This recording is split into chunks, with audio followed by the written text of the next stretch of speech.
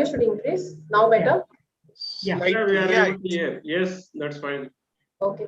So a very good evening to all the participants. So I know how eager all of you are to listen on this topic which is there. So this is very confusing also. Lot of alphabets, numbers, GSTR 2A, 2B, 3B. So all this we're going to see, tries to make some sense out of this and see how we will proceed further. So how I'm trying to move this session is, first I'll be discussing on some of the provisions which are there. Yes, these are all provisions which we are already aware of, but I'm going to bring in the new dimensions based on the topic that we are looking into, and then look at the practical aspects of how we can go forward dealing with these kind of things. Because there is no, all of you must be agreeing with me that for any question there's no straight jacket formula that we can give. It will always be on a case-to-case basis. What is the situation that your client is, what kind of an option that he is taken, what is his risk factor that he is ready to take, and then we look into what is the best option for that client. So that is how we are going to move our discussion into this. Before getting into this topic, okay, before getting into this topic, let's just get a brief idea of why we have got into all of this kind of stuff of input tax credit. We have to see whether it is there in our 2A, whether the recipient as the supplier has paid or not, and all of that. So the government has always, right from our earlier tax regime, they have always faced this issue where the government has not got the money, okay, but someone else is taking the credit. So say I have supplied some goods to you, okay, and I have actually not paid the tax to the government. I have given you an invoice. You've also taken the credit. So what has happened in this case is the taxes have not gone to the government, of which someone else is taking the credit and paying his tax liability. Maybe this customer, that is say you, are innocent. You don't know that I have not paid the taxes. You've genuinely taken the goods. You've paid the money to me and genuinely you've taken the credit. But if you look at from the government's perspective, what has happened? From the government's perspective, money has not come to the government is one aspect, and that credit has been taken by someone else. Another situation could be the same kind of a thing where I have supplied goods to you. You have exported the goods, okay, and you've gone for a refund. So here also, if I have not paid taxes to the government, what happens?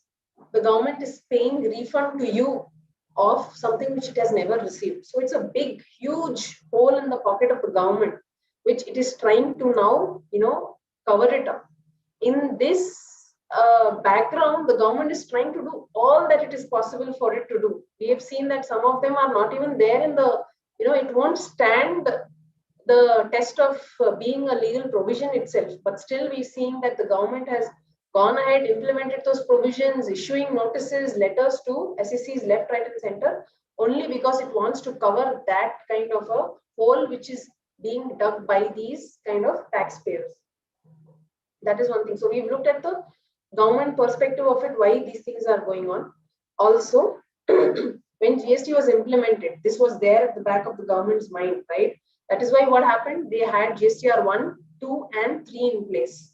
What was the initial setup which was there? GSTR 1, I will upload all my outward supplies. GSTR 2 will be my inward supplies. GSTR 3 will be auto-populated. Whatever I've put in 1, whatever I've got in 2, we minus those 2 and then I pay the tax. So the initial architecture of the GST returns was that whatever has been uploaded in GSTR 1 finally gets paid through GSTR 3. If you remember, that was what the architecture was. But with all these kind of changes which have happened, now we see that we no more have 2, we no more have 3, but we have 1, we have 2A, 2B now, and we have 3B. So one more thing which we have to understand and keep in our mind, very important, is that whatever is disclosed in GSTR 1 does not necessarily mean that tax has been paid in 3B. So if I have uploaded something in GSTR 1, it need not mean that I have necessarily paid tax in 3B, because whatever is in 1, until I think November or something, it was not getting auto-populated also. So I could have paid anything. Today, what happens is whatever I've uploaded in 1 gets auto-populated in 3B. but I can edit it. So say I've uploaded 1 crore worth supplies in my GSTR1. Why? Because I wanted my recipient to see it in his 2A and not stop my payments. So if I've uploaded 1 crore worth invoices here, presently 1 crore into 18%, assuming it is 18%, 18 lakhs gets visible in my 3B. But today I have an option to change it and pay even 10 lakhs if I want to.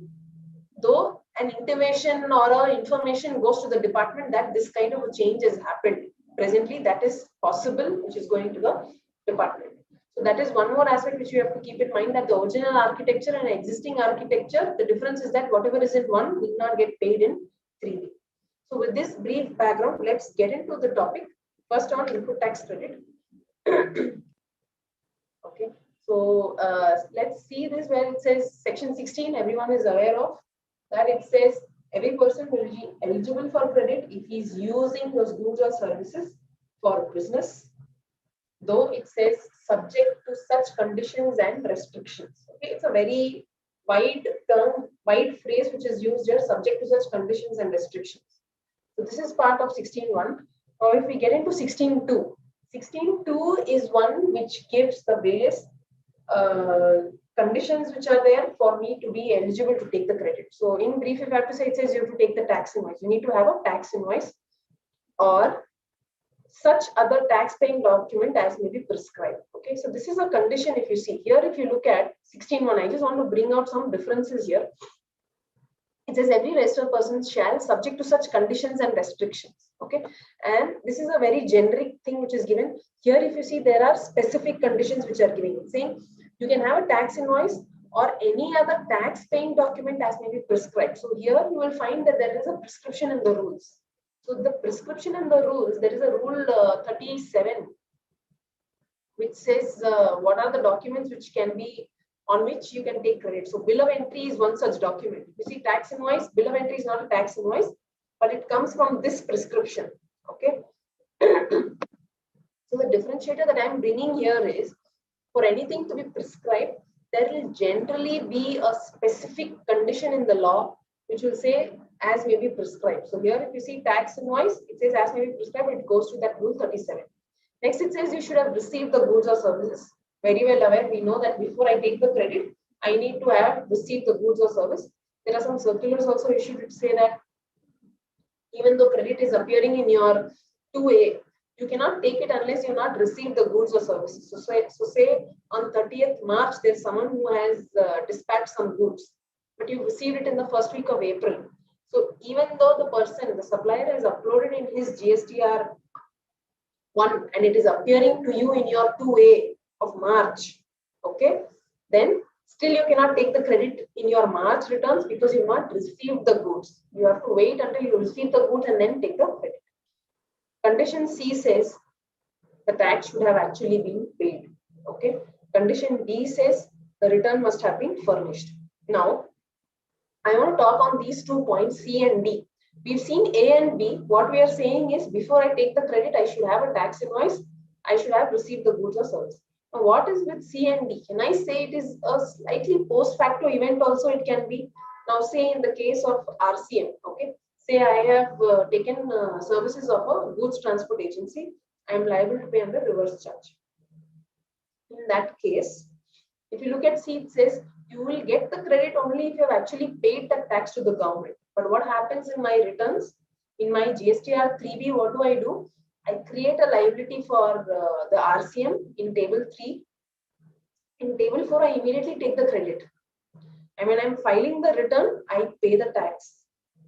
And I use that credit to pay my other liabilities also. So if you look at here, if I have to strictly follow this condition C, saying no, I have to follow this condition, fulfill this condition C, only then I'm eligible for credit, then what we're doing for RCM is not correct. But that is not the case. RCM, we know we are taking it in the same month paying. So this is slightly a post facto event also, is what I can say. Okay. D says you should furnish the returns to be able to take the credit. But before I file the return itself, I am taking the credit. Say any other normal credit which is there, what I'm doing, I'm showing it in my returns as this is a credit, I'm eligible. I'm also using it to pay any of my tax liabilities for that month. So say if I filed a return for February, I have a 1 crore credit. I'm showing it in my table, ITC table in GSTR 3B. That this is the eligible credit. I'm also using it to pay any liability which I'm disclosing in table 3 in that month itself. So say I have a 1.2 crore liability. I will use this 1 crore to pay off that 1 crore, 1.2 crore liability. Remaining 20 lakhs, I pay it in my cash. So that is possible. So here also, if you see, it is not that I have to file return this month, next month I'll be able to use the credit. No. It is also, I can say, a slightly post facto event. Why I'm bringing this point, we'll just see a little in a while. So what I'm trying to say is, these two conditions, I can still say it is kind of a slightly post facto event also. That is, I can fulfill that condition after I take the credit also. So it need not mean that all these conditions I have to fulfill first to be able to be eligible for the credit. Okay. Now we are getting into 36.4. Rule 36.4. This has come from October 2019. Okay, where this rule is saying input tax to be availed by a registered person. So I am availing a credit. So say I am a person who's not very regular in filing returns. 20th is the due date. I file the return by 29th of that month. For whatever reason, I don't have funds. Whatever reason it could be. But I am a person who slightly delays my returns. So input tax credit to be availed by a registered person. It says in respect of invoices which have not been furnished in GSTR 1. This invoice furnishing facility has just come now. Earlier it was not there. So this is a side effect of all that QRMP scheme which has come. So invoice furnishing facility. They say, so in brief what this provision says is, if you are trying to avail credit of any invoice which is not appearing in your which is not being filed, uploaded by the supplier in his GSTR 1, you cannot take it more than 5% of what is already appearing. So say in your books there is a credit of 150. Okay, but the supplier has uploaded only ₹100 worth invoice in his GSTR 1. Now this 150, I am assuming, does not include RCM, imports, and all of that is not there. Okay, so this 150 was supposed to come in, was supposed to be uploaded by in the GSTR 1. But when you opened that statement, which statement is that we will see in some while, but just keep it as that statement. When I opened that statement, I got to know that it is only ₹100 worth invoice which is coming in, which has been uploaded by the supplier. So they say you cannot take 150, restrict it to 105. Remaining 45, we'll see whenever they upload, that time we will take the credit. So that is what they say. Okay. Now, this 5% is effective from 1st Jan 2021. In 2019, it was 20%. October 2019, it was 20%. 1st Jan 2020, they made it to 10%. Now it is 5%. Okay. Now, if you look at this provision, you will see that nowhere it is mentioned that I have to see 2A or 2B. Nothing mentioned. What they are only saying is supplier to put in his GSTR 1. Okay. Next question is, when should I see this? When should I see how much my supplier is uploaded in his GSTR 1? Okay. That also is not mentioned in this provision if you see. So what we can say is that it says input tax credit to be availed. So when I am availing on 29th. On that day, I will see how much my supplier has uploaded. Why should I see as on the due date 11th or 13th? Why should I see on that date? No, the provision does not say so. That is one more aspect. One more aspect which is always being debated from the time that this provision has come into effect is that this provision does not have any legal backing. It is excessive delegation of power. That is, if you look at 16.1, what the department says is 16.1 says subject to conditions and restrictions. So that is why this 36.4 restriction has come is what they say. But it is not so. It cannot happen that way because every condition restriction is generally having a provision in place. Like we saw this tax invoice prescribed, it says. If you look at section proviso to this section 16, second proviso. It says if where you've not paid your supplier within 180 days, you cannot take credit subject to conditions as may be prescribed and on. So there also then we have another rule specifically for it. So if every rule of ITC has to come out from this conditions and restrictions which is there in 16.1, then there was no requirement of any other prescription which would have been given in the law. So that is why one more argument which is taken is that 36.4 is not valid. This is also supported by this amendment which is there in the finance bill. Okay, you must all have been aware of this. Finance bill as 2021 has added one more condition in section 16.2. This is not effective as yet. Okay, the bill has to get the assent, which is going to take some more time, and then this is going to become a part of law. If you look at the section 16.2 now 16.2 what we saw, these are the conditions, right? 16.2 B, C, D. They've added AA in between A and B. So here, if you see, it says the details 16.2. There is one more condition which added, which says you will be able to take credit only if the details of the invoice referred to in clause A. Clause A means this invoice in respect of which you want to take credit. They say the details of that invoice should have been furnished by the supplier in the statement of outward supplies. So here also there is no question of 2A, 2B, nothing. Here also he says the supplier should have furnished in his statement of outward supplies, and this must have been communicated to the recipient of such invoice or debit note in the manner under section 37. Section 37 is relating to these GSTR 1, GSTR 5 and all of that. So what it precisely says is you can take credit if you're having tax invoice, if your supplier has uploaded the tax invoice in this GSTR 1, if you have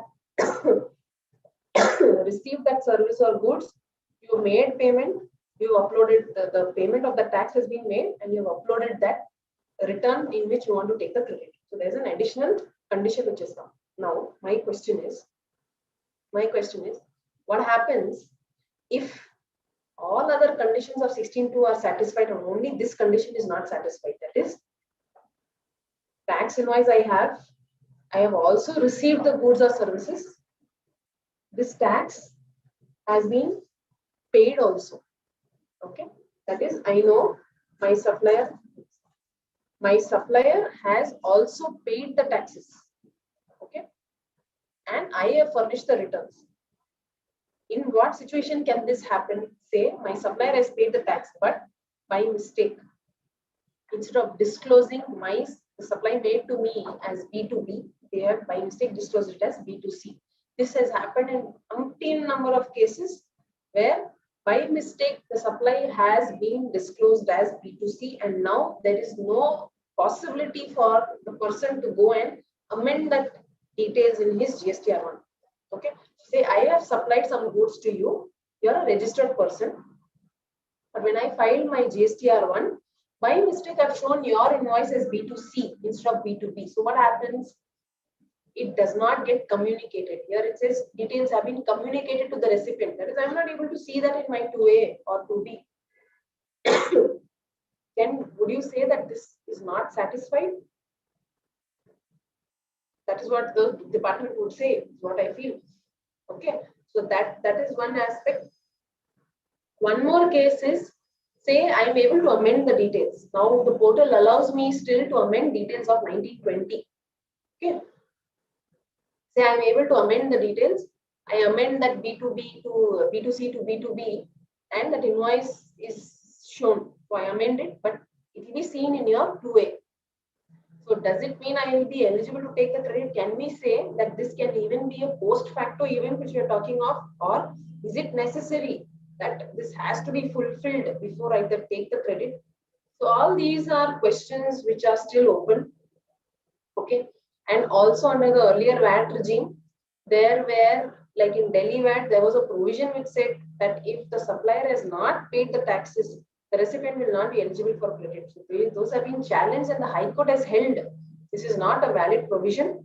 You need to differentiate between those suppliers who are fraudulent, right?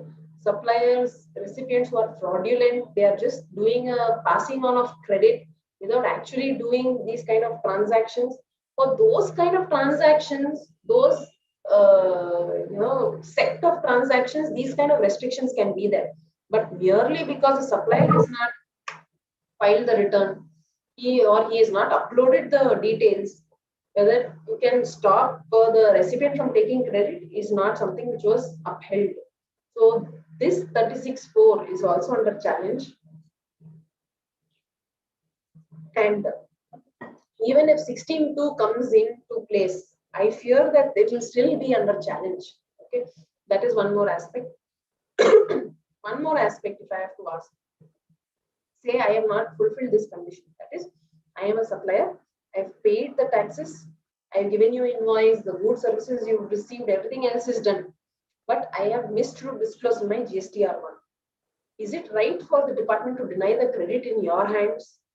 No, it could be a double benefit for the government, wherein they've collected the tax from me also, they are denying the credit in your hand also. So that also is something which the government should look into, how they are going to bring in this provision in place. Okay. One more aspect to note is that why is the department asking this condition to be fulfilled? Okay, why are they so bent upon that the supply should be disclosed in the GSTR1? Because what is disclosed in GSTR1 is your self-assessed tax. This is a self-assessment regime, right? Where they are not looking at doing 100% audit or 100% assessment as was done in the audit VAT regime. They are not looking at doing 100% audit and verification of all SSCs. They are saying it is a self-assessment regime. You disclose your taxes. You take the credit only what is eligible to you. Okay. You do it based on that. So based on that, whatever you are disclosing in your GSTR1, right, that is your self-assessed tax. So the department then compares your 1 with 3B. If there is any difference, then that can be demanded from the SSC. In that case, what happens? The department wants to ensure that your customers are behind you to get your supplies disclosed in GSTR1. They want the supplier, the recipients, customers to be behind the suppliers to at least get it disclosed in their GSTR1. What happens by that? Any difference between 1 and 3B gets investigated or reasons being identified, and if required to be paid, it gets paid. If that is what the department is looking at. Okay. So this could be one reason why they are saying they want this also to be disclosed. But a genuine case where tax has been paid, but the person has disclosed as B2C instead of B2B, would cause a great hardship to the customer in availing credit, because department will say, where it is not there in your 2A or 2B.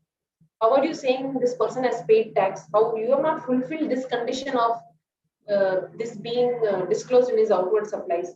All this becomes a little difficult to handle. Also, in some cases, what we have seen, the department is asking, at least the state officer is asking, see, as per this provision, which is this provision, the subclause C, they say the tax should be actually paid to the government. The officer is asking the SSC, you please prove that your supplier has paid the tax to the government. How on earth will he be able to prove? Impossible, right? Because a supplier is not going to give his returns to me, right? Even if he gives his returns to me, he will not give me a breakup. Okay, I have paid 5 crores tax. This 5 crores includes all these bills in which your bill is also included. I will never know. Even if he says I have paid 5 crore tax, that is my supplier, I will never know or be sure that he has paid tax pertaining to the supply that is made to me.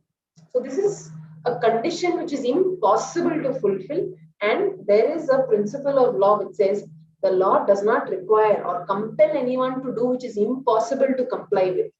So on that basis also, this condition itself can be struck down, saying that the tax should be actually paid to the government. There's no way that I can identify, unless it was that original architecture of 1, 2, and 3, where if it is appearing in my 2, I know that he would have ultimately paid that taxes. That was one way of knowing. But the present architecture, that is just not possible to be known. Okay. So from the discussion that we've done now, and one more aspect is that 16.2 AA is now going to come into the law. This means this condition was not required to be fulfilled until it comes. Meaning what? Giving strength to the fact that 36.4 has no basis. It is standing in the air. It can be kicked off. Right? When this provision comes, when 16.2 comes in, we can say, okay, there is some power from the law that it has got to prescribe this rule 36.4. Nowadays, what we are seeing in GST Act is this only. First notification comes, or there is a rule which comes, and then they realize, oh, there is no provision in the law. Then the act gets amended and there is a provision which comes in the act. Right? So until this provision comes into place, one more aspect which can be said is that there is no requirement for me to ensure that the supplier has uploaded the details in his GST1. Also, this condition of ensuring that the tax is actually paid to the government, I can never identify, I can never prove. So that is also a condition which I need not fulfill, is one more argument which can be taken. Okay, but let me just summarize what we've said. So till now what we have said is there are conditions which are required to be fulfilled. Some conditions, there are conditions which have to be fulfilled before I take the credit. Some conditions which we have seen can be also proved post facto. That is, this C actually paid to the government. So RCM, we have seen that we paid later, but we actually take the credit and use it also. When furnishing return happens subsequently, but I take the credit. So it is possible to say that some conditions can be fulfilled post facto. 36.4 does not stand. It is in the air as of now. There is no support to it. When 16.2 AA comes into picture, we can say that there is some support, but all the more it is prone to challenge because it is also trying to encompass those taxpayers which are genuine, and there may be hardship for these people. Okay. So this is with the credit which you are looking at. One more aspect which I wanted to bring was that GSTR1. Okay. Yeah. So litigation under GST is not easy, right? It is expensive, lots, time consuming. So now we have to see what is the practical way out which is there. What can we suggest to our clients? Obviously, our clients will not want someone who would always try and make trouble for them and ensure that there is a lot of notices which are coming and all of that stuff. So we also need to bring in some practical solutions, some stability in what is happening, because what we understand also is, as I had given the initial preamble, the government is doing this for some reason. Yes, it becomes highly impractical for us sometimes to comply with these kind of requirements, but somewhere we'll have to see how we can get our clients to get through this. And wherever there are notices, yes, all of the points that I have told just now can be put in to defend that for the past period, for 2017, 18, 18, 19, 19, 20, all these cases, even if it is not being disclosed in my GSTR 2A or 2B, I can still take the credit. Before I further get into this thing, okay, let me get into this. If you look at this, it says what to do. Now you have to categorize your clients. You have conservative clients, you have less conservative. They're like, okay, I don't want to go too much of a conservative view. Let me see how much risk I can take. Third category is okay, neither this nor that. They're like, okay, you suggest what you say, I will do based on that. And the fourth category is aggressive. Whatever you say, I want this. This is my business need. I cannot pay. I cannot reverse this credit. I am living on those credits. If I don't have that credit, I'm washed off the business. Or I know I will take this risk. Let the department come. I will take it on. Okay. So as I said, I'm not giving a blanket approach for any of the issues that have been raised as of now. Whether 2A, 2B, whether I have to comply with 36.4, what do I do if 16.2 comes? Nothing. So we have to first categorize our clients and then see what kind of an approach we can give to each of those clients. Okay. Before I get into further discussion of this, let me just share that circular which had come when this 36.4 had come. Just giving you a glance look of that.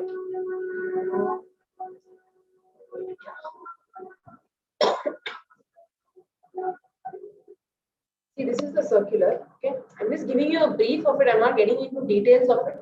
This is circular 123 dated November 2019. Okay, so in this was when that rule 36.4 was brought into the statute books in the rules. What are the invoices? It says, okay, your RCM import, you don't have to look at this restriction. They say then 0.3 is something which is important. Okay, 0.3, it says that your input tax credit you have to see as on the due date of filing the return in form GSTR1. That is, they are saying if you are a recipient, okay, you've got some goods or services, you've got it in Jan, say Jan 20th is your invoice date, right? What they say is, look at your GSTR2A, look at your GSTR2A as on midnight of 11th February, right? They are saying cut-off date is 11th of February, due date of filing of returns for form GSTR1. Look at your 2A. If this invoice is appearing, then you take, else you do the 20% restriction and then you go forward, is what they say. As I showed to you, rule 36.4, there was no prescription in that rule that I have to see as on the due date of GSTR1. Okay, there was no prescription of that sort in that rule. But if you look at this circular says the amount of ITC in respect of invoices, debit note, etc., which have not been uploaded by supplier, will be restricted to 20% of whatever is been uploaded as on the due date of filing of GSTR1. And the taxpayer may ascertain the same from his GSTR2A as available on the due date of filing GSTR1 under 37.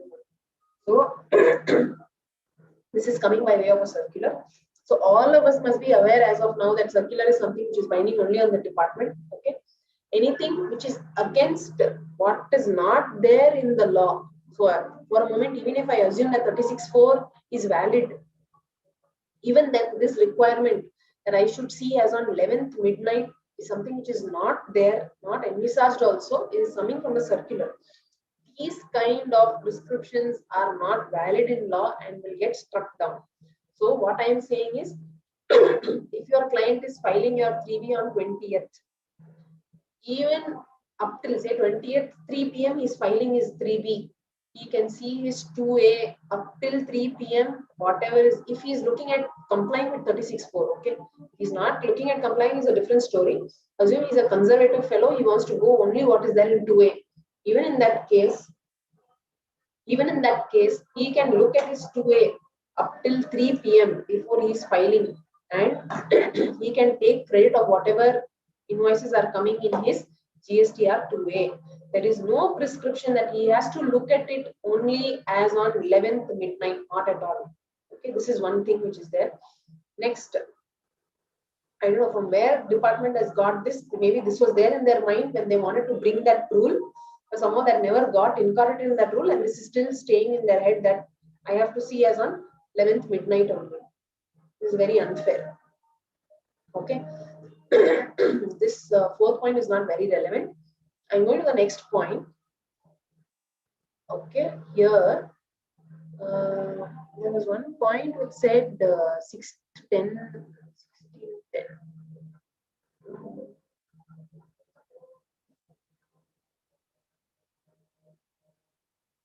Yes, see this first point, it says this point is important. The restriction of 36.4 will be applicable only on the invoices or debit notes on which credit is availed after 9/10/2019. See, I'm not getting into the legal validity of what this sentence means. Okay, this also can be challenged, right? I'm not getting into that, but going black and white on what this is mentioned, it says credit that you're availing after 9th October only, you can look at 36.4. That is, what is 36.4? The requirement that whatever credit I'm taking, it should be available, or the supplier must have uploaded in his GSTR1. If you look at this circular, it says only for credit availed after 9th October. But as has been briefed before this session, there are notices which have come left, right, and center saying, I'm reconciling 2A, 3B. This is not available in 2A. How can you take this credit, reverse this credit? All this, you put this one circular on their face and say, your circular is saying this is available, this is only for credit filed after 9/10/2019. I've availed these credits in 17/18, 18/19, even before 9/10. How can you ask me to reverse this credit? Okay, so circular, as I said, is binding on the department. At least this one point you can put on their face and say 36(4), you don't ask me to comply. There is no other condition in the law which asks me that it has to be in 2A. Department officer will say, okay, you prove that he has paid. You ask him, how do I prove? It is not possible at all for me to prove that he has paid tax. You have all his records. You please see. And if he's not paid, you go and recover from him. Na? Why is it that I am being penalized like this? So this is one more point which is there in the circular. As I said, this is a circular number 123, which was issued when 36(4) had come into picture. So this is one more aspect. Now let's get back to our PPT. Also, there was a press release which had come, and there was a council meeting minutes also where they said this 2A is only like an MIS. Don't, restrict the credit of your SSCs because it is not appearing in 2A.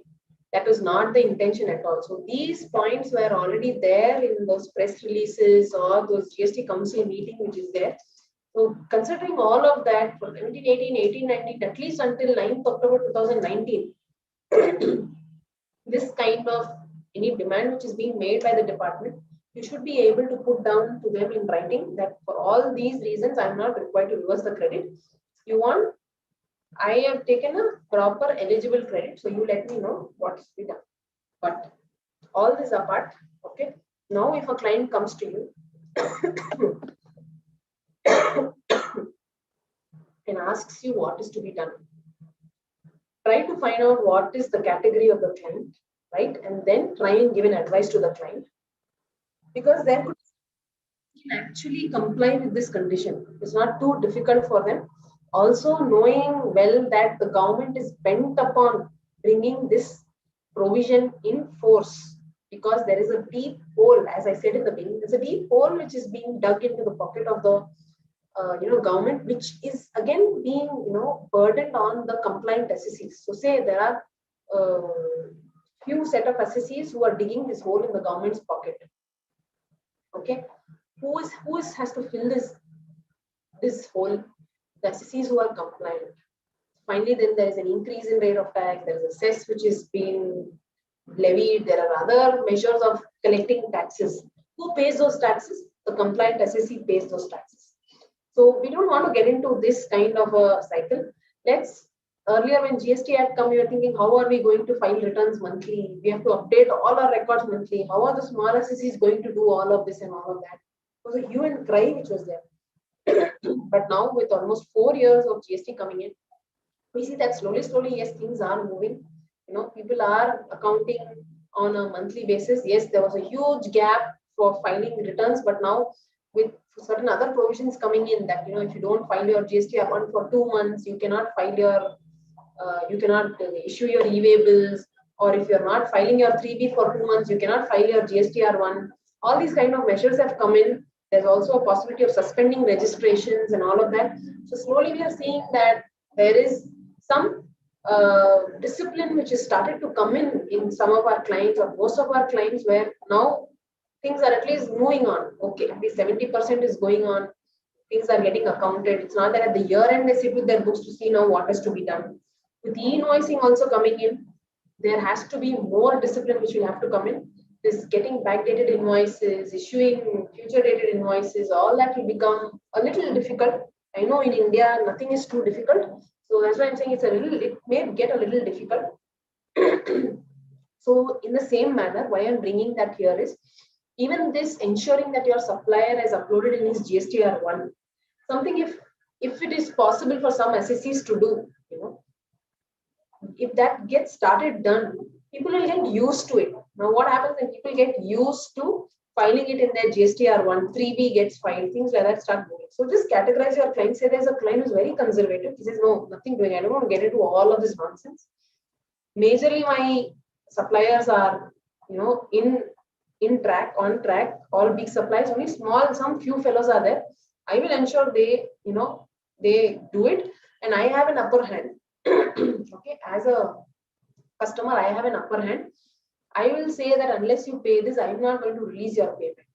So these kind of people who are able to do it and who are conservative, that is one bucket. So what you tell them is, if possible, please comply with this. You don't get the headache of the department. Department is not going to come and trouble you, at least for your ITC part of it.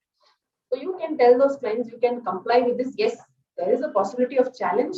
You don't want to get into all those aspects. It's time consuming. It's cost also high.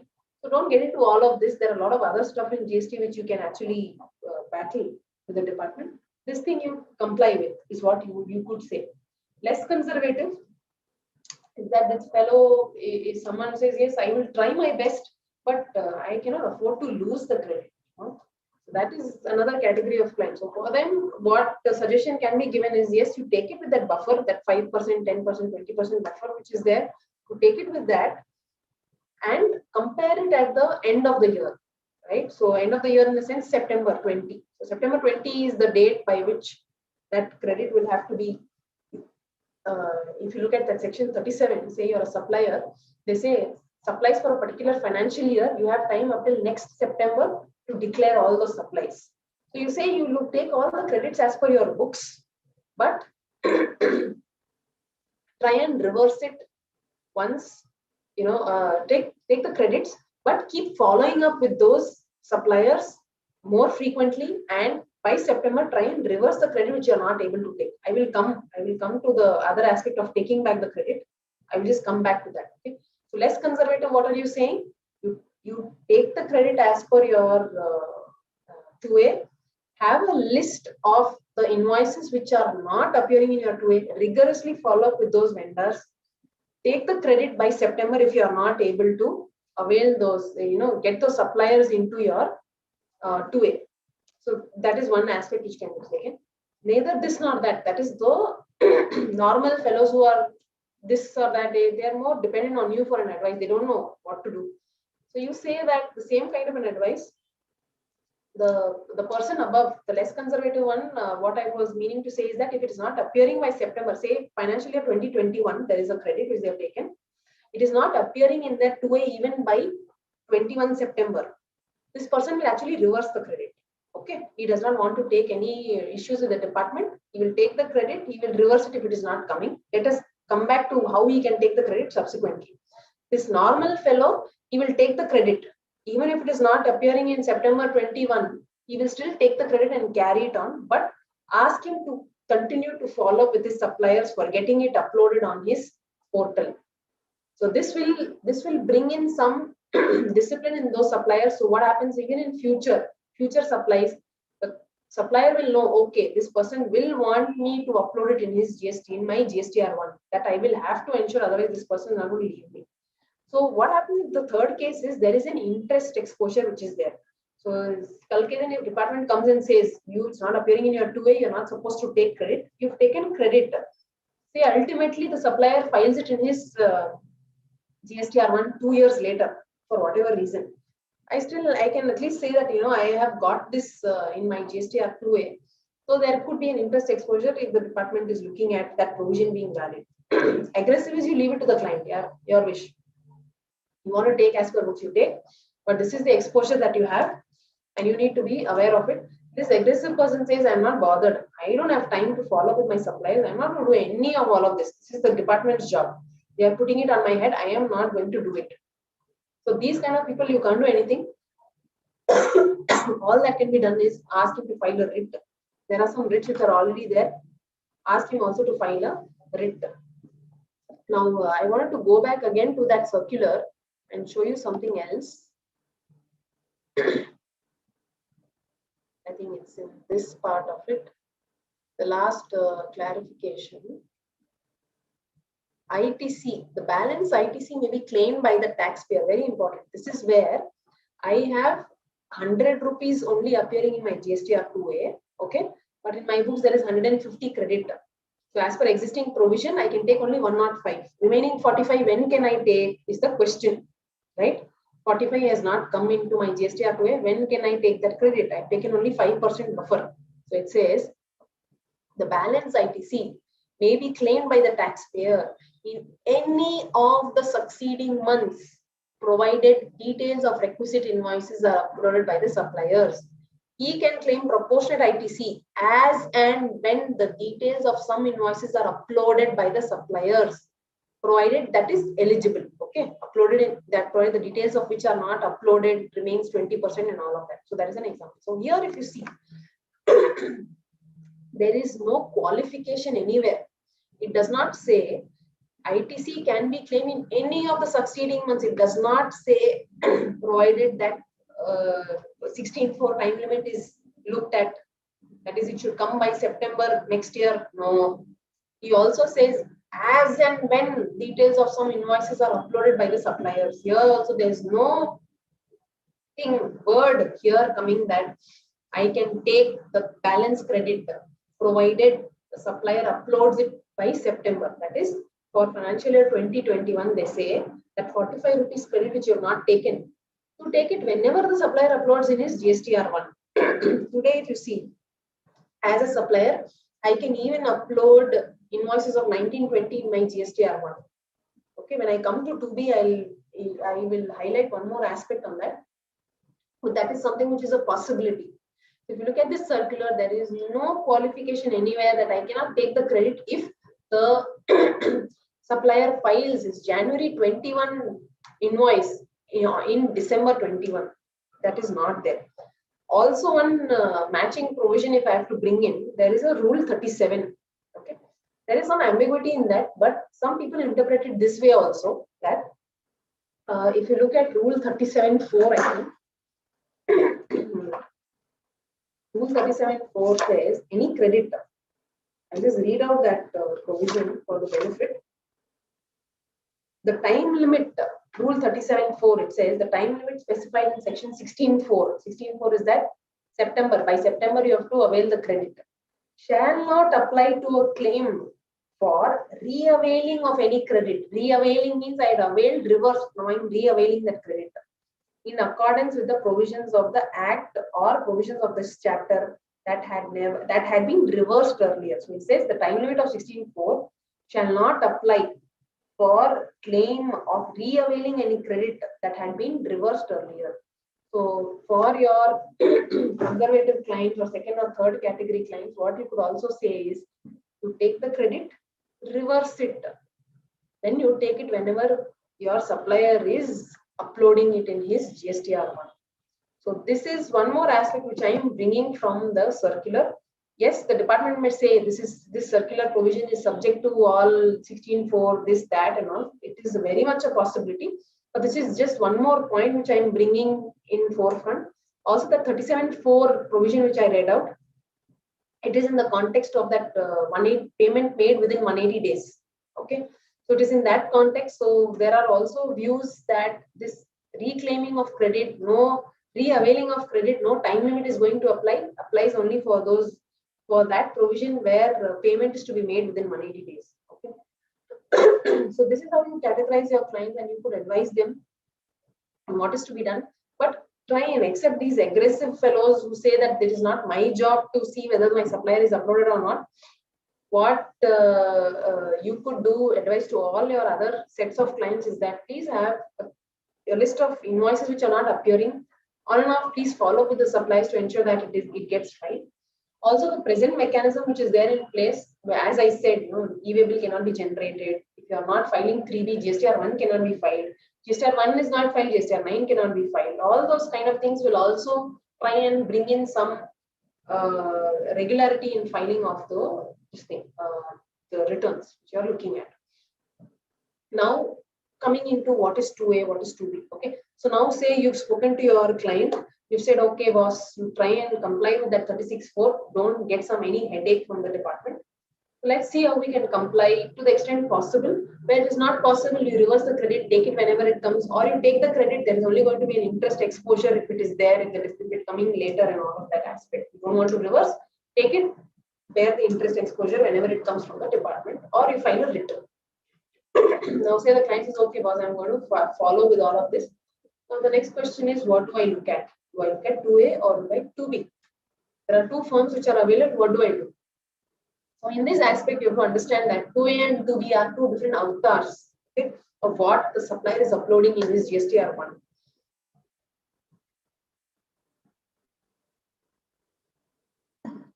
If you look at that circular 123 which I just showed, okay, that circular said that you can avail credit based on what is appearing by the due date of GSTR1. But how could the department ensure that? It's not possible because GSTR2A, if you see, we'll just get into this GSTR2A, it keeps changing. Now say I am a supplier, okay, and you are the recipient, customer. Now you are looking at your GSTR2A. You have taken supplies from me in the month of April. That is, my invoice is all dated April. So I have given you 4 invoices in April. Okay. Now when will it appear in your 2A? That we will see just now. I have disclosed the first invoice of April in April GSTR1 itself.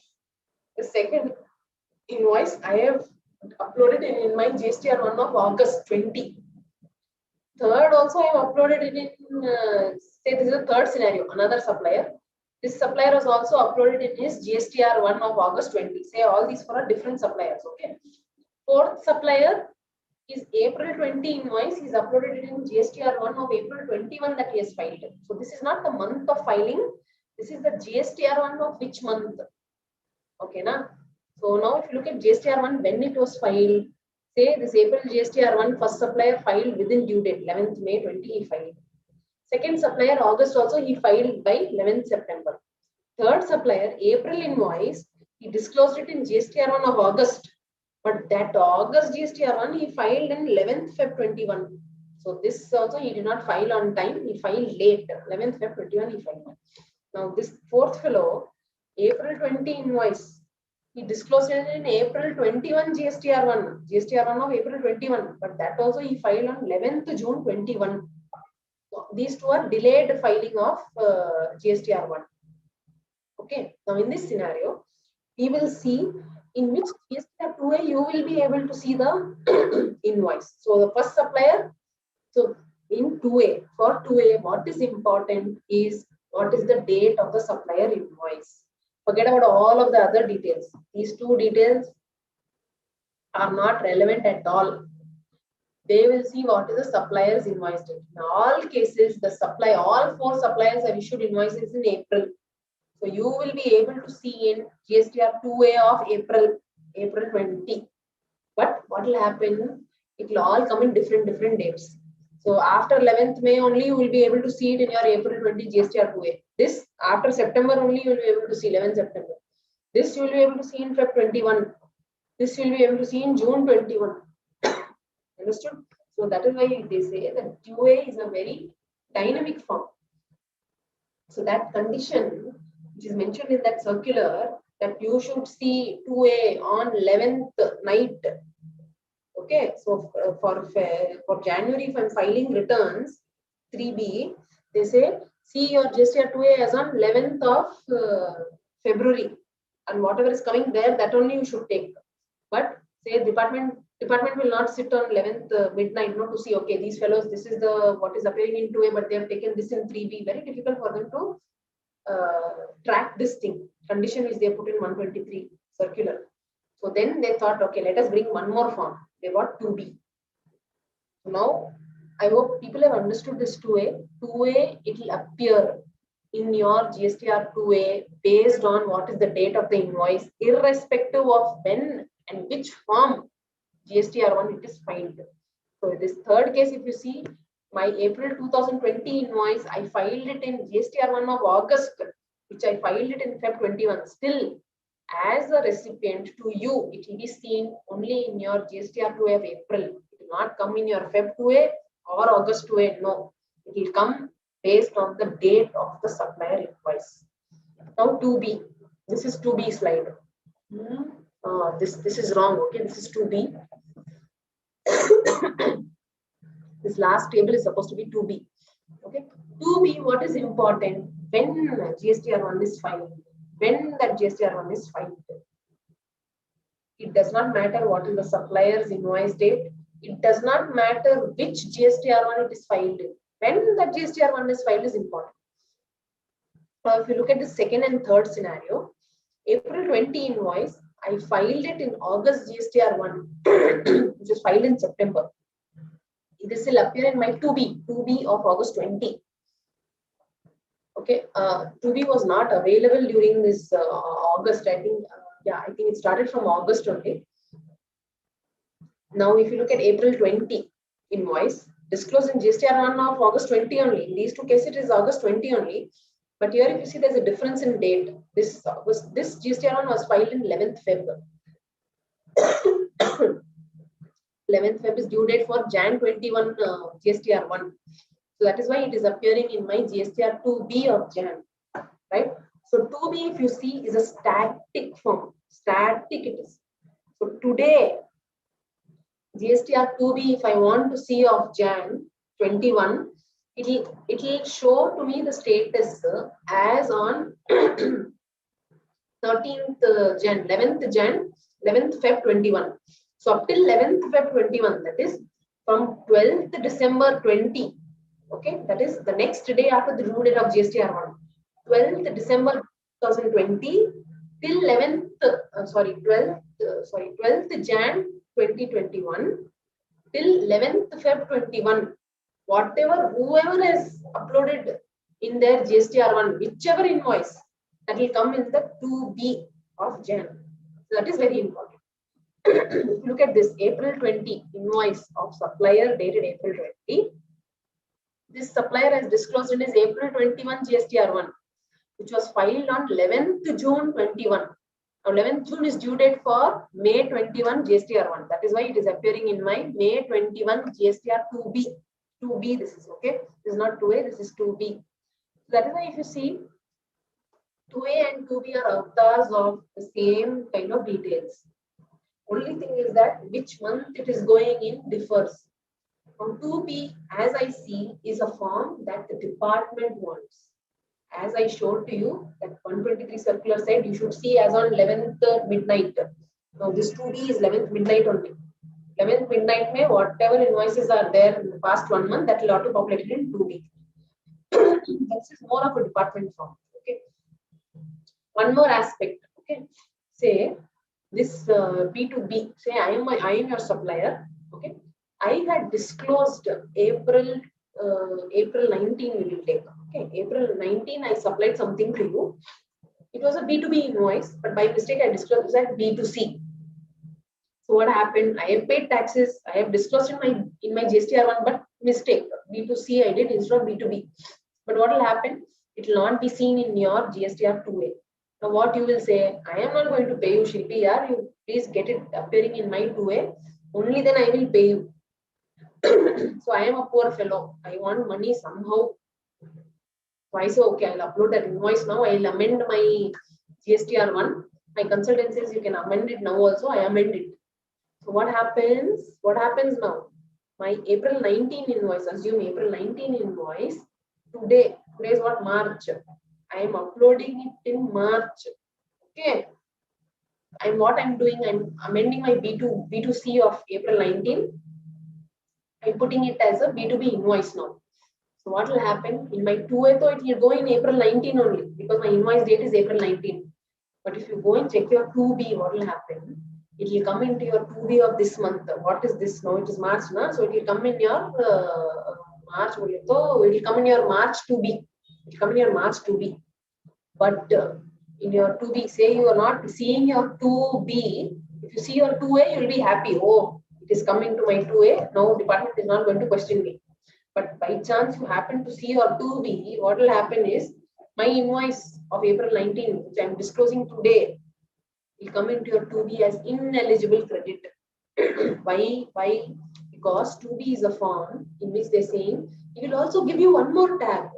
in which ineligible credit, some ineligible credits will come. How will they identify ineligible credit? They say if the supplier discloses that invoice after September, that is 1920 ka invoice, if I am disclosing after September 20, then that will come and sit in your 2B as ineligible credit. But if you see, what had happened, I initially disclosed it in April 19 only, na GSTR1. I disclosed it as B2C. I disclosed, but there was a mistake. Now, to rectify it, what has happened? It is come into your 2B as ineligible. So if your clients are not able to see in 2A, okay, say your clients are not able to see the supplier invoice in their 2A, ask them to take a CA certificate if possible. Don't ask them to ask their supplier to amend and bring it in their 2B as ineligible credit, because once it comes in 2B as ineligible credit, as I told, the department is looking at 2B. Okay, I think they've got this form only for their purpose. So more than 2A, they are looking at 2B. 2B made this invoice will show as ineligible credit. Let them not do that. Instead, ask them to get a CA certificate from their supplier that tax has been paid on this supply, on this invoice. It has been disclosed in GSTR1, but as B2C.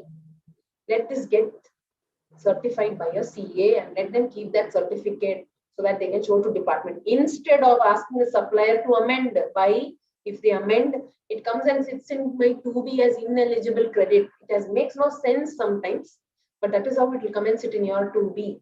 Okay, the department is closely watching 2B. Anything which is coming as ineligible, one more reason why it will come as ineligible is place of supply. So say you are registered in Telangana, you are going to Haryana and you are staying in a hotel. Haryana hotel fellow is going to give you an invoice with CGST, SGST of Haryana. You are not eligible for credit. So that fellow will upload in his GSTR1. It will come and sit in your 2B as ineligible credit because place of supply is different. Okay, so that is one more aspect. So wherever possible, this is one more thing which you can look at. So this was what was 2A and 2B. As I said, it is two different avatars, two different formats of details coming to the recipient. But be careful, the department is closely watching it and watching 2B. 2B is come in the rules and they named 2B as auto drafted inward supply details. Okay, input tax credit details. They say. That means the department is expecting that you take credit based on what is appearing in 2B. So that is how they named it also. So as trouble for department. Why they have brought in 2B is what I'm trying to bring in, right? So 2A versus 3B. Today the department is issuing in notices. Earlier also letters had come to assessees where they said 2A has only 5 crores credit, whereas in 3B you've taken 7 crores credit, reverse 2 crores. By the time the assessee receives that mail, he sees that mail, he sees his 2A, 2A has increased to 6.5 crores. Right? Because 2A is a dynamic report. It keeps changing. So then there is no control that the department is having on this 2A and 3B. You are unable to identify, department is unable to identify where invoice has been uploaded post September, which I mentioned, right? Department is still under the impression that post September of that, after the end of the financial, whatever is uploaded, credit is not eligible to the recipient. That also they are not able to find out.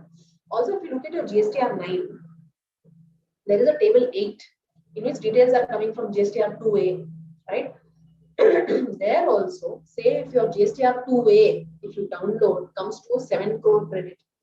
But if you go to your GSTR 9, there will be only 6.5 crores credit which will come from 2A. Why? Because this POS which I said, say you are registered in Telangana, you got any supplier invoice which has some other POS, place of supply, that will not come into your GSTR 9 2A figure. Also, where they have a cutoff date. So GSTR 9, they will say for 1920, I will see only till 1st April, I don't know what is the date. They'll have a cutoff date. So after that cutoff date, if the suppliers are uploading in their GSTR 1 any invoice pertaining to 1920, that will not come into your GSTR 9 auto population. So this is also one headache which they are having. 9 is having some figure, whereas 2A is having some figure, but what is auto populating from 2A into 9 is another different figure. So now what they've done is they've brought in 2B, new form for the department. where it's a static form. If you are filing GSTR 3B for February, okay, you will get 2B. You will get 2B of February, which will have details of only invoices filed up till 11th February or 13th February 2021. From that 13th to 19th, some more suppliers would have uploaded their GSTR1, right? That will not come into your 2B. Department says this static form, based on this only you take credit. That is what the department's idea is. That's what they're trying to do. Next. 2B, what we have discussed till now, provides. 2B also provides date when GSTR1 is filed. 2A does not give date. Only and also in 2B, what happens sometimes is I'm a supplier. I've uploaded data into my GSTR1. I have not submitted it. I've only uploaded, saved, and I can edit it later also. So I wanted to take payment from you. Okay, I'm your supplier. I wanted to take payment from you. 1 crore worth invoice I have uploaded in my GSTR1. I have not submitted it. I can take payment from you, go and delete those invoices also into my GSTR1. That is possible. So my GSTR1, if I uploaded, it will appear in my 2A. That is, it will appear in your 2A. I have uploaded that 1 crore worth invoice. It will appear in your 2A whether I have submitted or not. But if you go to 2B, it will not come. 2B invoices only will come if I have uploaded and submitted. Submitted means I can't change those invoices. Though later I can issue credit note. That is one more separate aspect. But I cannot change those invoices. So 2B also serves this purpose that only those invoices will come which are actually submitted by the taxpayer. So when you are looking at 2A, okay, if you are looking at 2A, please also check filing status of GSTR1. Very important. If your vendor has only submitted and you are holding payment for a case where they are not uploaded in GSTR1, please ask your vendor to submit it. Only then release payment if that is what is your criteria. Okay. GSTR 2B, as I said, they also track eligibility of credit based on place of supply. And this 123 criteria it is serving for the department. That is the cutoff date they are seeing. And it highlights cases where excess credit has been available. So all of you must be aware now by now that GSTR 3B, there is also auto population of credit. So here there is 200 rupees credit in your 2B. 200 will come and sit in your 3B. If you change it lower side, nothing. It will not become red. If you change it on the higher side, you say 250 rupees I'm taking credit, it will become red. But it will allow you to edit, it will allow you to file your returns, proceed. But what happens if there is an information which is going to the department is what we can presume. So that is something which goes to the department. That is what 2B serves. Now, points to note before I get into this, let me just show you one Excel file.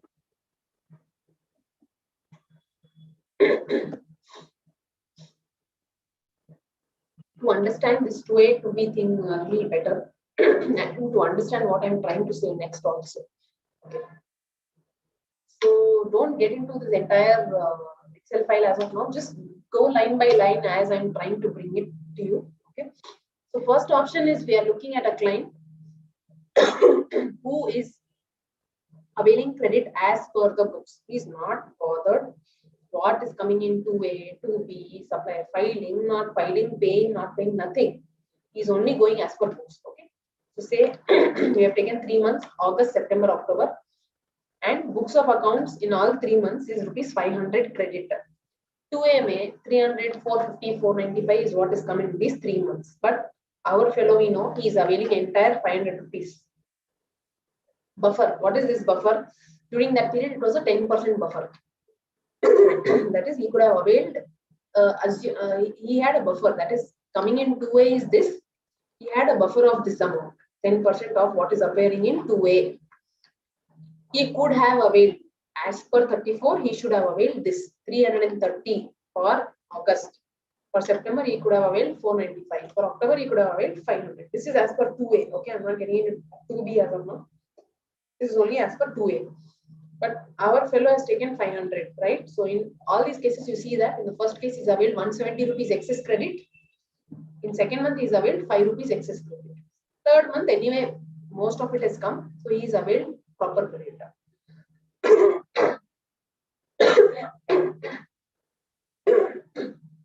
Option 2 is this person is availing only as per 2A. He's not bothered about any buffer.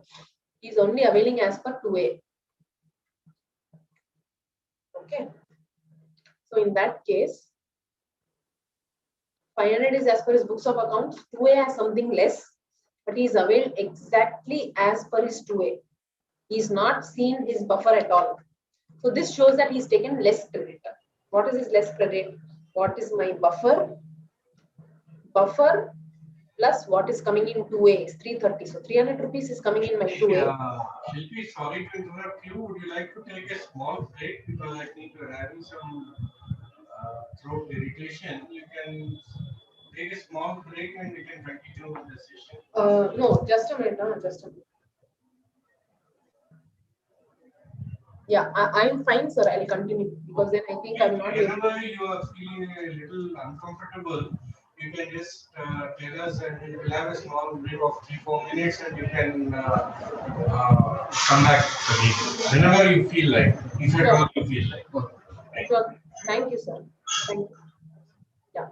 So here, if you see, 300 was only appearing in his 2A.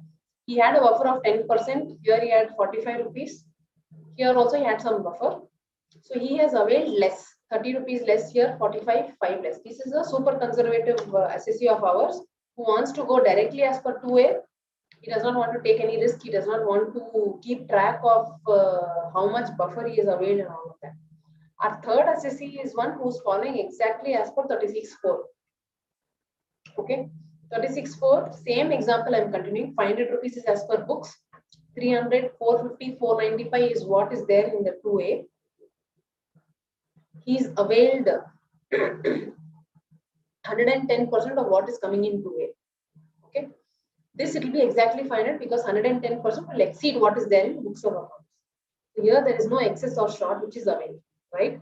Now, if you see this kind of calculating buffer, right? Buffer is what in your 36.4 rule they give that you can avail up to 20%. That is up to 31st March 2019. From 1st January 2020 to 31st December 2020, the buffer was 10%. After that, today the buffer is only 5%. Right? So what I'm saying is this calculation of buffer for my third SSC, right? For my third SSC is only possible if I follow 2A. Because 2A gives me for that month what is in my books. Because in my books also I am accounting as per the as per the invoice date which is there.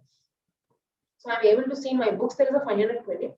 I compare with the same 2A of the same period. I'm able to see how much is the credit and I can calculate the buffer. Compare it against 2B. Okay. Now we'll take an example of 2B. Right. 2B. Why is 2B not suited for this 20-10% limit calculation? Now take a scenario. Take a scenario that in your books of accounts, your credit was always 400 rupees. Okay, 400 rupees. And say a set pattern, all these suppliers, every time for April invoice in their April GSTR1, they will disclose only 325 rupees worth credit. So say I am a supplier, I have supplied 400, I have issued an invoice to you for rupees 400. Various invoices it could be. But when I file my GSTR1 for that period, I will upload invoices of rupees 325 only for whatever reason, 325. Then next month what I will do, for the past month I will disclose further 25 rupees. Next month after that I will disclose further 25 rupees for the past month. Like that I am doing. Say that is my pattern. Okay. So say April 400 rupees is as in your books the credit. In GSTR 2A, so we are seeing as in July. Okay, I have supplied to you in April, May, June, July. Now you are sitting in July, right? July means you're sitting in August and you're looking at your 2A and 2B. Okay, what happens in July? If you see your July 2A, right? That is, I have supplied 400 rupees worth goods to you, but as I told you, I will disclose only 325 worth invoice. That is my pattern. So my 325 only will come in my 2A. If in July I look at June 2A, June 2A, what will happen? In June, I have disclosed 325 worth credit plus 25 rupees of earlier period. That is, in June, I sold goods worth 400. In my June GSTR1, I disclosed 325 rupees only. In my July GSTR1, relating to June, I disclosed another 25 rupees. So today, if you look at your June GSTR2A, 350 will come. That is 325 plus 25. Similar way for May. In July, say 31st July, you are looking at your May GSTR2A. You will see 375 which has come. 400 for April. But 2B, what happens? GSTR2A is a static statement, correct? Static statement. GSTR2A is a dynamic statement. It keeps changing. April GSTR2A was earlier 325 only. If you would have looked at on May 20th, your April GSTR today would have been 325. I looked at it in June 20th, it became 325 plus 25, right? Then July 20th, I saw another 25 of April I had disclosed. Like that, it keeps increasing and finally I got 400. Okay, but if you look at 2B, 2B will be upside down because in April GSTR1 I would have filed 325. 325 only has come. In May, what I did, I disclosed May GSTR1. I disclosed 325 of May invoices plus 25 of April invoice because last month I disclosed only 325. I disclosed another 25. So that is 350 which has come. In June GSTR1, what I did, June GSTR1, I disclosed 325 of June invoice plus May I disclosed 25 plus April also, which I missed to disclose 25, that I disclosed. So that is why June is 375. Same way for July. Now, if you're looking at your 20% buffer, 10% buffer, if I go on 2B, it will give me a wrong picture, right? Because April May I took 325 plus 20% buffer I took. So how much credit I have taken? 325 plus 65. It comes to 390. Whereas in my books of accounts, there was only 400 rupees credit. So I've taken short 10 rupees credit, right? If I go to May and if I apply 20% on this, what happens in my May 2B? I have even past period invoices. April ka 25 invoice is also there. So if I apply 20% on that, 5 rupees further comes, whereas it is less. So applying your 36.4 while seeing 2B is not feasible because 2B will have invoices of past periods also, which you would have already taken credit. Understood? So it is not feasible to look at your 36.4 compliance by seeing 2B because 2B will have my past period. It can 2B, as I said, can even have my 1920 invoice, which I am filing in today. So don't ever try to do your 20%, 10% compliance, 36.4 compliance with 2B. You will end up duplicating credit. You may end up taking double the credit. So don't ever try your 36.4 compliance with 2B. That is one point which you should know. Also, 2B is disclosing credit which is filed belatedly. That is 1920 invoice which is being disclosed after September 20, it is showing as ineligible credit. But as I said, B2B disclosed wrongly as B2C, it should not be ineligible just because I corrected my mistake later.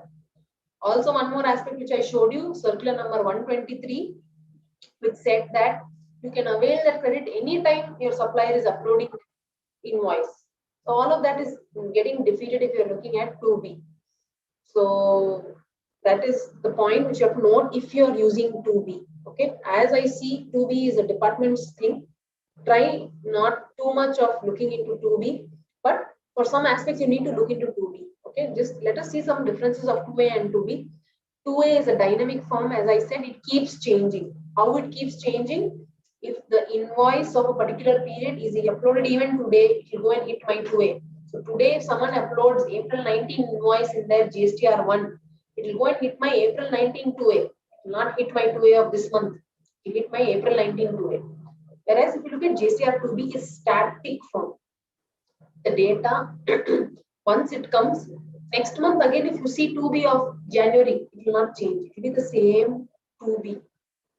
If you look at 2B of February today, and if you look at 2B of February, this same February next year, it will be same. Why? Because 2B is coming on the basis of when the return is filed, when that GSTR1 is filed. So today, if I file that GSTR1, 1 year later also, today only I have filed my GSTR1 for this period. So it remains static. Next, 2A. 2A will have entries of supplier invoices, even if that supplier has not submitted his GSTR1. This is a little risky. So say the supplier comes to you and takes the money saying it is uploaded in my GSTR1, you see in your 2A, it will appear. It will appear. But please check the status to see whether it is submitted or only it is uploaded. Okay.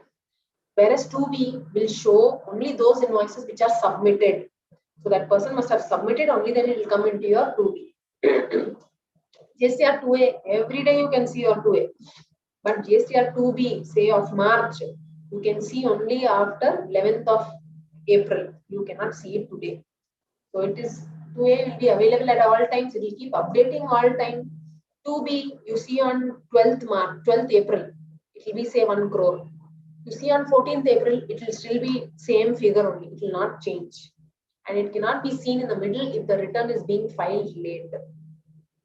So, say your supplier uploads his GSTR1 on 14th April, it will not come into your March 2B at all. It will come only in your April 2B. That is one more aspect. GSTR 2A was available from July 17, but your 2B available only from August 20, whereas it get notified in the rules in November 20. So that is one more aspect. So if you are looking at following 2B, 1920, 2021, you will not be able to look at 2B. 2B was available only from August 20. 2A has one more column which says whether GSTR 3B is filed or not. As I said, suppliers will upload everything, submit everything in their GSTR1, but they would have not paid their taxes. If you look at section 16.2, which I showed, one more condition is that the taxes should have been paid. Yes, if I have uploaded in my GSTR1, your GSTR2A shows that I have filed 3B also. It is not a conclusive proof that I have paid taxes of the invoices that I have uploaded. No, because as I said, GSTR1 and 3B are also not linked. If I have uploaded in GSTR1, it does not mean I have paid taxes in my 3B, even if I filed 3B. I can upload 1 crore worth invoice in my GSTR1. My 3B can still go nil. That is also possible. But this is one thing which you can show to department. See, my 2A says he has uploaded. 2A also says he has filed 3B. How will I know whether he has uploaded this in 3B and paid or not? I cannot know that. To the extent possible, I have seen one he has uploaded, 3B also he is uploaded. Isse upar I cannot do much. There is one more way of looking at it. 2B does not give details of 3B filing. Okay. 2A does not track any ineligibility credit based on the place of supply, date of uploading, nothing it will show. But as we said in 2B, it will show ineligible credit also. So be careful. Then 3B auto population. That is in 3B there is a credit which is being auto populated, right? That is being auto populated from 2B. It is not coming from 2A. Okay. So 2B. 2B is a static form which is available on 11th midnight or 12th morning. It is available. Whatever is available in 2B is coming and sitting in your GSTR 3B, which you can edit presently and send it to them. So 2B, one very important aspect which you have to understand is, if you are looking at 2B of March, okay, you can even get the April 20 related invoices in your 2B. That is possible. And that invoice you would have apparently taken credit. Say there is credit of 1 crore in March, and there is 50 lakhs credit of April 20, which is filed in March.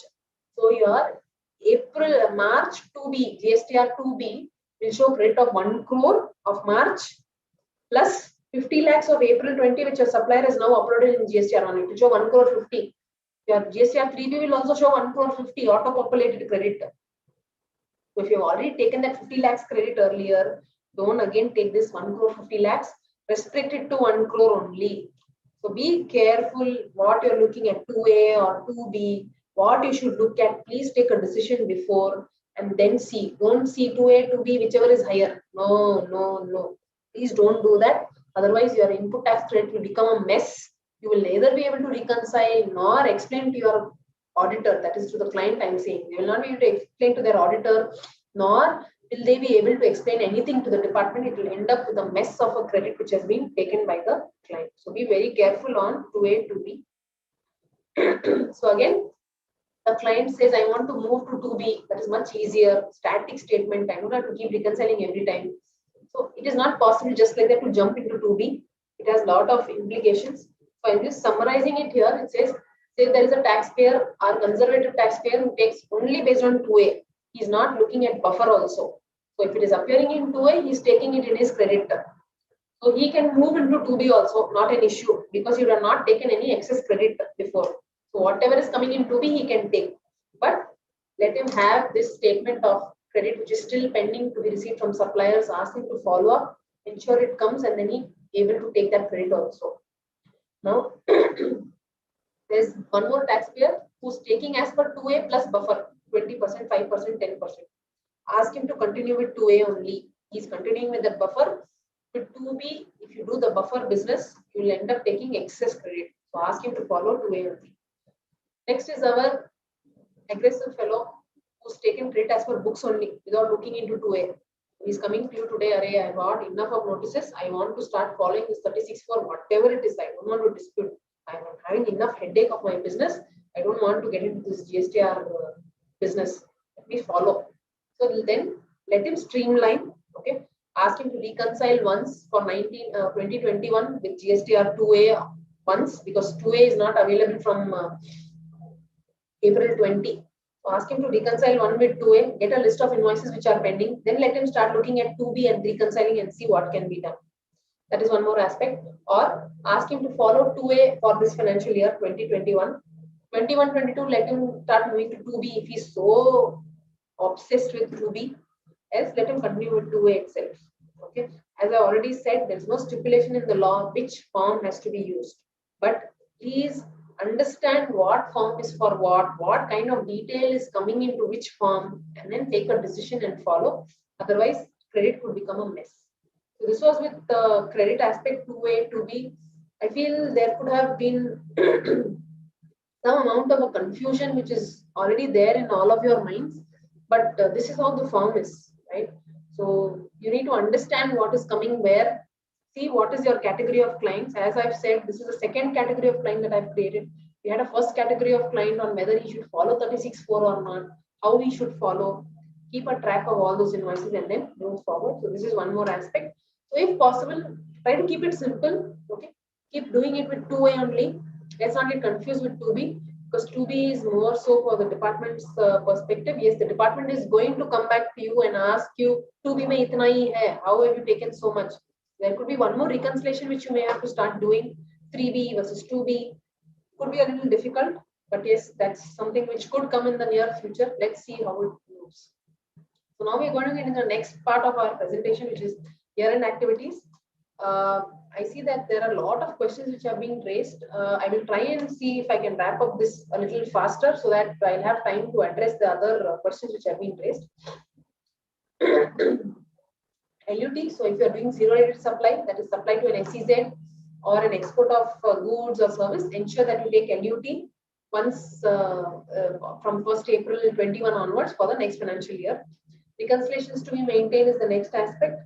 So your for financial year 2021. So now mostly for 1920 or 990 would all got over.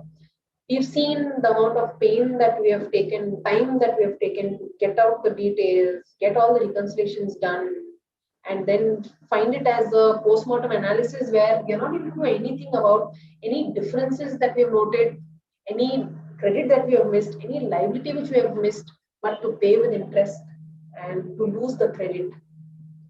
without any option of being able to amend any mistakes that we have done.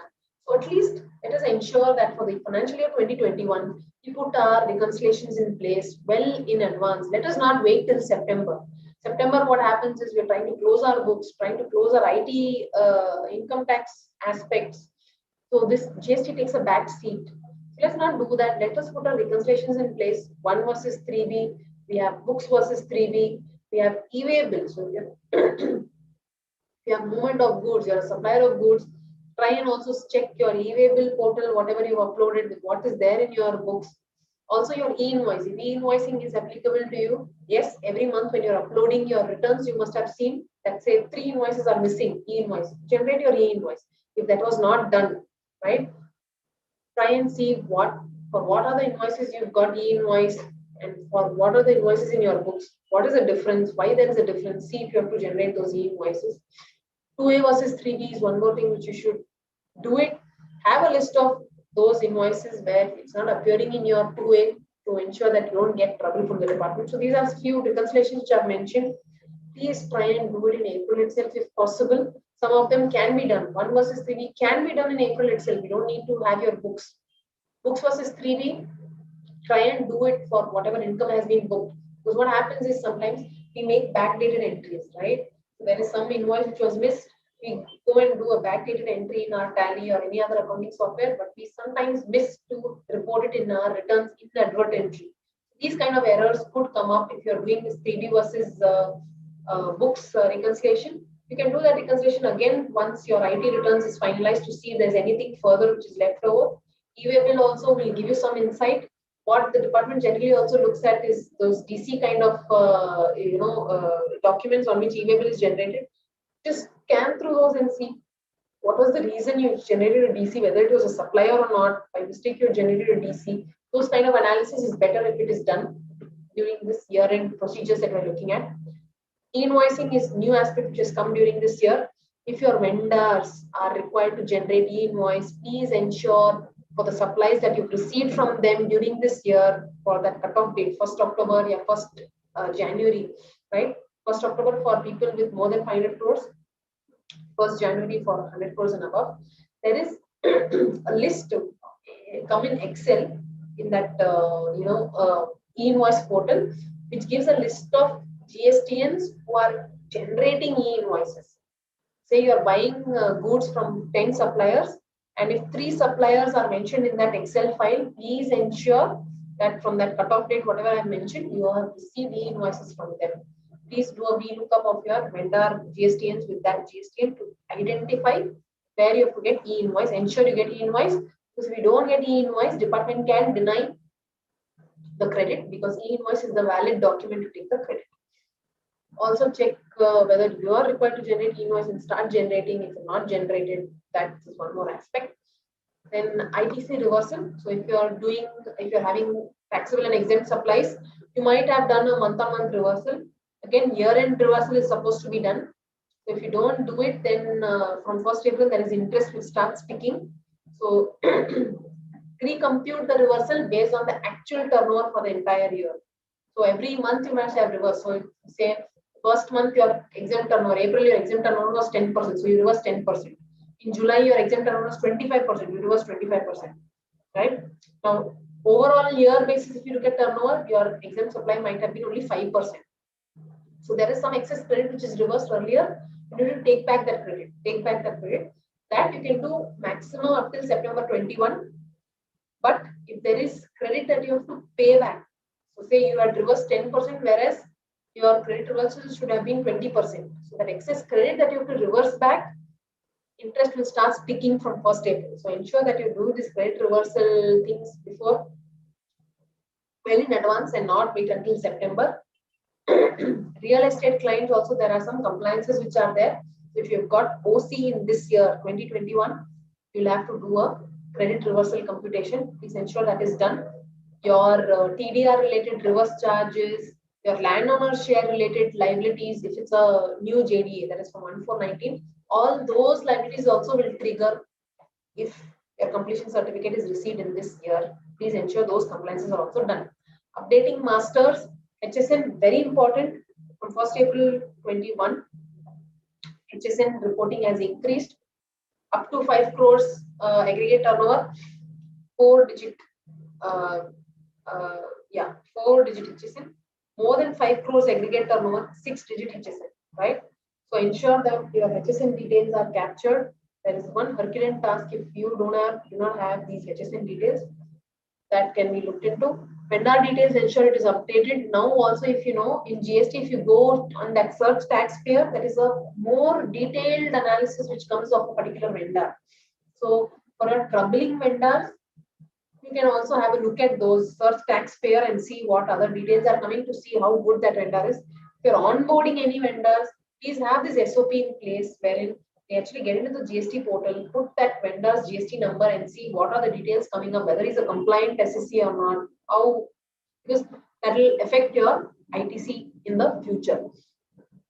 Cross charge to distinct person. So if you have related persons or you have different branches all across India, there are some common supplies which you are procuring, but you've not billed to that other entity or other GSTN. Please see if you have to do that, because the recipient entity is going to be eligible for credit, right? You can charge any nominal amount and do that cross charge.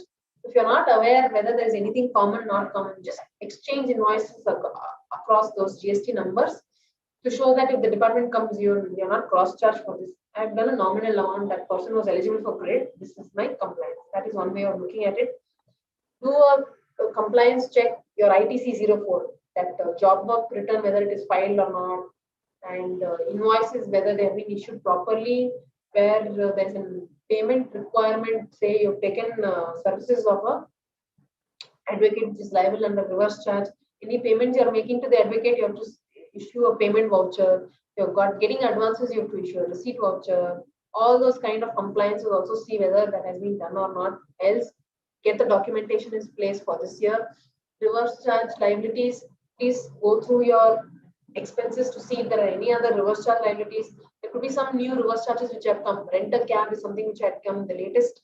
You have your security, all of that. Ensure that you're complying with the RCM. Why? Because if you comply with now, you can take the credit now itself. You identify it post facto after September, there could be a dispute from department in taking that credit. So there can be a way of taking credit, but still, if you don't want a dispute-free mechanism, please ensure you have a look at it now itself. Issuing debit note, credit note, as you know, there is a time limit of September 21 if you want to issue for 2021. If there are any incentives, discounts, etc., that you want to pass on by way of a GST credit note, ensure that you look at it now and see if that has to be issued now, instead of looking at it last minute September and then not having sufficient time to be able to disclose it. Advances. What happens is sometimes you're a service provider, you've got an advance of 7 lakhs, you've paid tax. Then you issue an invoice for 10 lakhs, you pay tax on the entire 10 lakhs again. So do a reconciliation of that to see whether you're not paid excess tax to adjust it later. Where you send goods on job work on approval for job work, there's a time limit of 1 year, 3 years, 5 years. So ensure that you've got back your goods within that period, else it will become a supply. Goods sent on approval. So you've sent some goods on approval basis, that is the vendor is not agreed for that invoice. He says you send it, I will see it. If I'm okay with it, I'll ask you to issue invoice. Else the remaining I'll return it back to you. So there's a period of 6 months within which this has to be done. That also have a look at if you have sent any those kind of goods.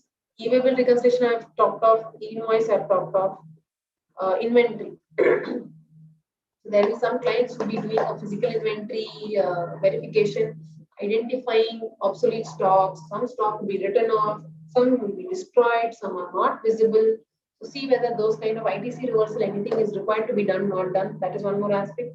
Continuous supply of service, this if I can talk in terms of those real estate contracts or works contracts, where it's all milestone based payment. What happens is we keep receiving payment, but we have not issued invoices. Ensure that invoices are being issued wherever they have to be issued. Then registrations, have a look at what are the registrations that you're having. Maybe in the year you might have discontinued operations from some places. See if you have to close those registrations. There are new set of invoices series that have to be generated from April onwards. Ensure that that is done. Generally, it gets done because of new financial year. People generally start off with new series. Any amendment to your registration certificates are required. Please ensure that is done. And year-end accrual entries are done. Check if there is any tax implication, more so with related parties. Even if there's no consideration, there could be a tax liability. So these are some of the few year-end activities which came to my mind that I've listed. There could be a few more. Please review your transaction on that basis and see that compliances are done. So that was with my presentation, sir. Any questions we can? Yeah, thank you, Shilpi ji. With your permission, 1 minute, madam. Yeah, I would like to take up question answer. You can also see, madam, question parallelly. Yeah. Are you able to see? Yeah, I am able to see. Yeah. One Mr. Sridhar. Yeah, Sridhar Garu sent this question, madam. On 31st March 2020, goods are purchased and delivery terms includes delivery at supplier factory gate and goods are loaded into vehicle on 31/3/2020, where vehicle is held by supplier on behalf of the buyer. Goods issued to the buyer at this location is 2nd April. Can you be a bit slow and a little louder and clear, please? Sure, sir. Otherwise, Shilpi madam, if you don't mind, you can go through and that is better, na? Actually, if you read out, for you it is easy actually. Yeah. So here the question is that on 31/3 the goods are purchased and delivery term includes delivery at supplier's factory gate. So this is not ex-factory. This has to be delivered to the supplier's factory gate.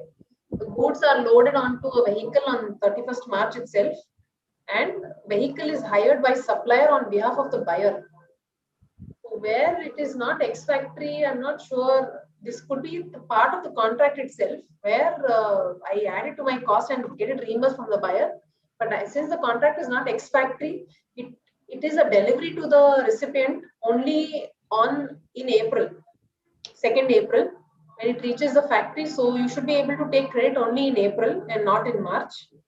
Then the next question is for Jan 21. I am going to file 3B late. That is GSTR 3B is being filed in March 20th. Since my supplier filed in March 21. In such case, do I take such credit in Jan 21? Please advise. Yes.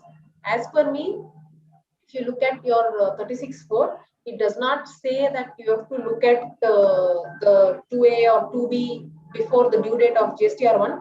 So just before you are filing your 3B in which you are taking the credit, you can have a look at your 2A. Okay. So you cannot take your February related credit in Jan.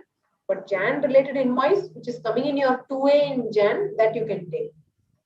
So that was there. The next question is, seems Rule 36 amended in December 21, Sub-Rule 4, where the word uploaded is replaced with furnishing. Yes, 36.4, it earlier said that where the supplier is uploaded, but now it says furnishing. In such case, the input tax credit can be availed subject to 2B only. Hence, consider Feb 21 returns and enlighten us difference between 2A, 2B purchases of Feb 21. No, there was some other reason why this uploaded and furnishing was changed. Furnishing was supposed to be submitted. So as I said, no, if you are uploading it in your GSTR 1, but you have not submitted, there is a possibility that you can actually go and edit those details in your GSTR 1. So that is why they have replaced it with furnishing. That means in 36.4, you can take buffer only of those invoices which have been submitted by the supplier in his GSTR 1. That is why they have replaced it with furnishing. So just because it is uploaded, you cannot assume it has been satisfying 36.4. That is why it is so. And there is nowhere any stipulation that GSTR 2B only has to be seen. So you can go ahead with 2A also. One next question which is coming from Anupama is, I had some wrong ITC in November 20 month 2A return, which I did not claim at that time. However, later vendor raised a credit note in Jan 21, which got reduced from my eligible input tax credit. How can I take ITC for input appearing in 20 in this quarter? So in November 20, there was some credit which you were not eligible for, which you have not claimed. A credit note in that respect was issued in Jan 21, I assume. It's getting ready. So you're looking at 2B, I think. So look at 2A only. If you're looking at 2A, this credit note which is issued in Jan 21 will go and hit your November 20 credit. So say there's a 20 rupees credit in November 22A, and a credit note was issued against this invoice in Jan 21. So if you look at 2A, it should get hit in that November 2A itself. Then there should not be any issues. But if you're looking at 2B, yes, don't go blindly by 2B. These kind of things can happen. So credit note of an earlier credit which you've not availed, we go and reduce your credit in 2B.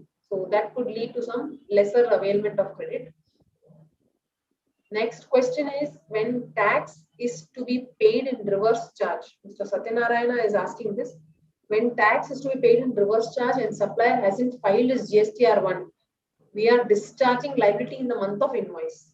It's showing contravention, yes. So what happens here is that there is some liability in reverse charge which is not coming in your 2B and you're taking credit. So say your reverse charge liability is too huge, say it is 1 lakh rupees liability. You've paid it and you're taken credit, whereas your this month's credit might have been only 1.5 lakhs. So it will show it in red color. Don't worry, you can proceed with your credit as per your calculation of RCM. And if department asks a question, you can substantiate it. That's all. That is the only way out which is there presently. Our client, the next question is, our client has not claimed any GST input for April 20 to Jan 21 in 3B. He claimed entire credit in Feb 21. Since credit is more than what is coming in 2B, the ITC in 3B is appearing in red. Is there a cause of concern? How to defend this? As I said, you can always substantiate if the department questions that from April to Jan you've not taken credit. All of that you've taken it in Feb. Should not be an issue. For Jan, next question is, for Jan 21, I filed GSTR 3B late in March 20. Since my supplier filed GSTR in Jan 21, this I think I've already replied. Am I right? Since I filed after it's appearing in 2A, yes, you can take the credit. You have taken it after it is coming 2A, even though you're filing it late. So Jan related 3B, you are filing it in March. And in March, you're looking at your 2A where the credit is appearing, you can take the credit. Next question by Srikanth is it required to mention the land exemption in exempted supplies in case of real estate? It will be a non-GST supply, sir. Land, if it is a sale of land, show it is in a non-GST supply and not as exemption.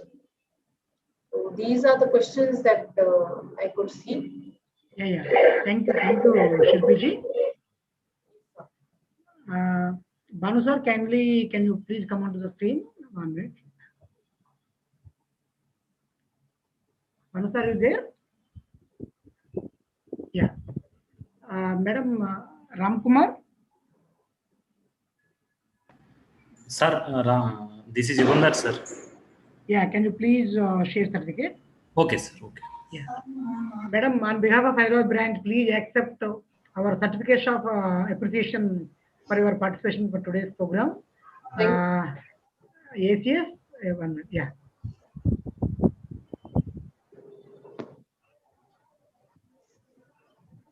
Please accept our thank you certificate, madam. We are sending you the hard copy very shortly. Sure, thank you, sir. Thank you, madam. Banu sir, would you like to give any closing remarks?